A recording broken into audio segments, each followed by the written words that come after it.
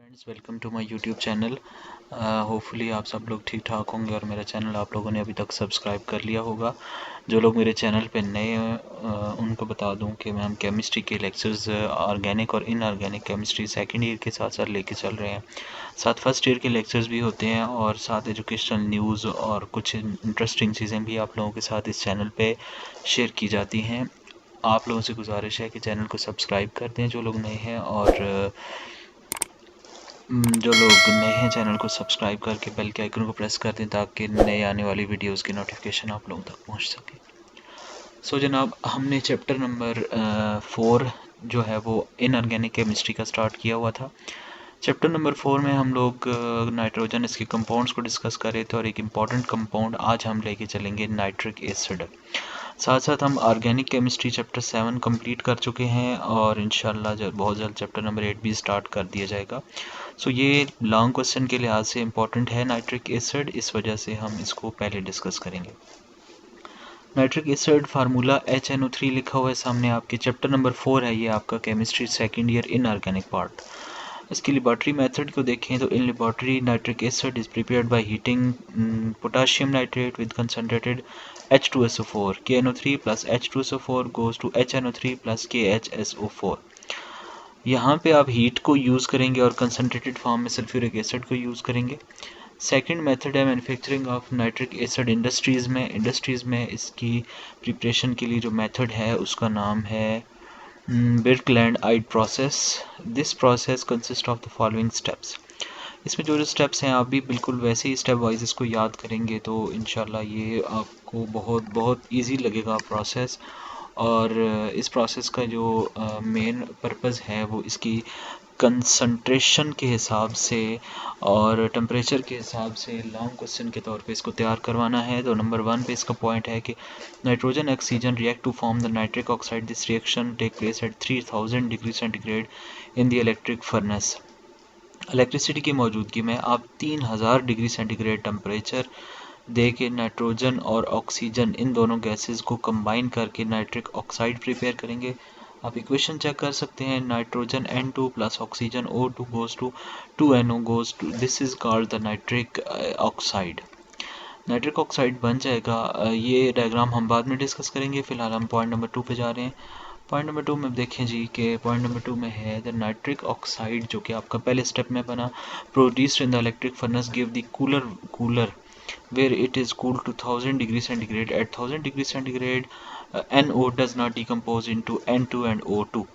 ठीक है, दोबारा से रिपीट कर दूं कि सबसे पहले स्टेप में आपने नाइट्रोजन और ऑक्सीजन इन दोनों को मिलाना है। नाइट्रोजन ऑक्सीजन मिली 3000 डिग्री सेंटीग्रेड इलेक्ट्रिक फर्नेस पे, तो यहाँ पे इसमें आपके पास बन जाएगा नाइट्रिक ऑक्साइड जो कि प्रोड्यूस हुआ इलेक्ट्रिक फर्नेस में। इसको हम कूल करेंगे क्योंकि 3000 डिग्री सेंटीग्रेड में इतना हाई टेम्परेचर है कि उसको अब कूल करना ज़रूरी है। कूल किया तो उसमें एनर्जी आएगी और उसको दोबारा से नाइट्रोजन ऑक्सीजन में कन्वर्ट करना, डिकम्पोज करना मुश्किल होगा।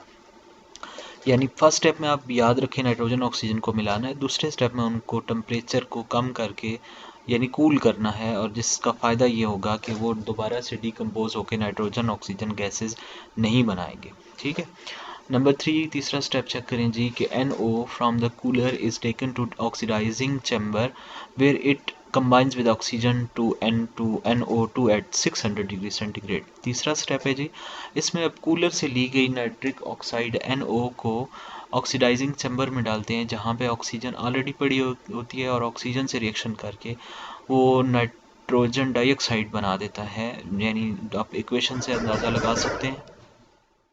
नाउ मूविंग ऑन टू जो उसका है पॉइंट नंबर 4।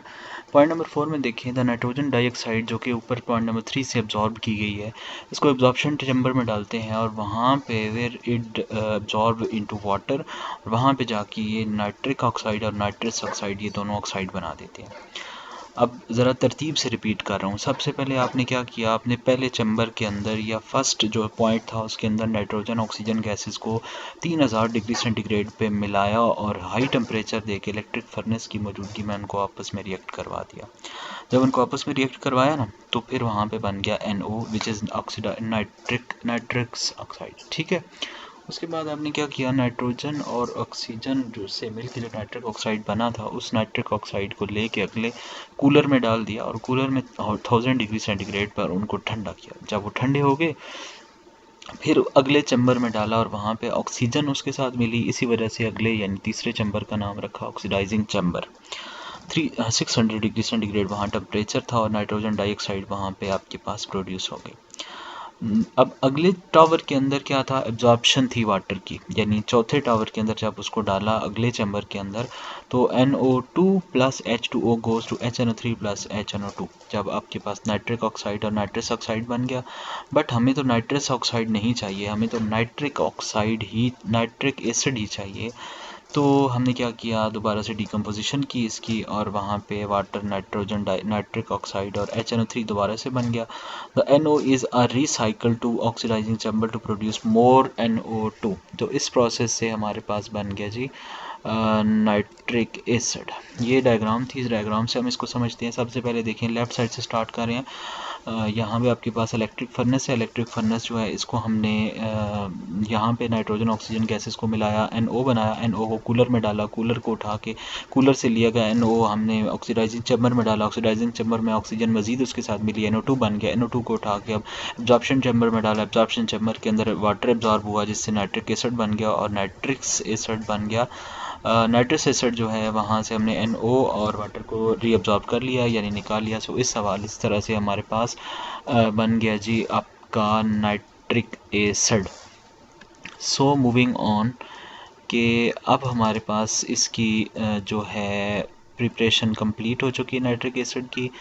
सो आप लोगों के लिए बहुत ही आसान तरीके से मैंने आप लोगों के साथ इस टॉपिक को शेयर किया। होपफुली आप लोगों ने इसको समझ लिया होगा और पढ़ भी लिया होगा। मज़ीद वीडियोस के लिए मेरे चैनल को सब्सक्राइब कर रखें और मेरा साथ देते रहें। अपने क्वेश्चंस जो हैं कमेंट सेक्शन में लाजमी पूछिए। मेरे कॉन्टैक्ट नंबर्स भी वहाँ से आपको मिल सकते हैं अगर आप चाहें तो। सो अल्लाह ने के मान मिलते हैं नेक्स्ट वीडियो के साथ। अल्लाह हाफिज़।